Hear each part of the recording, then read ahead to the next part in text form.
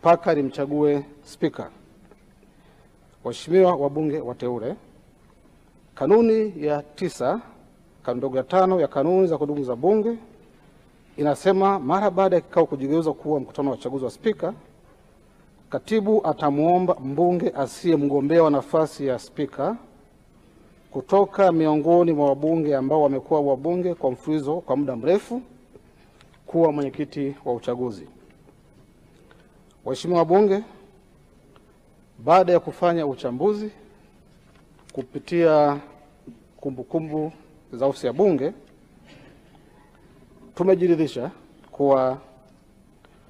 Mheshimiwa William Vangimebe Lukuvi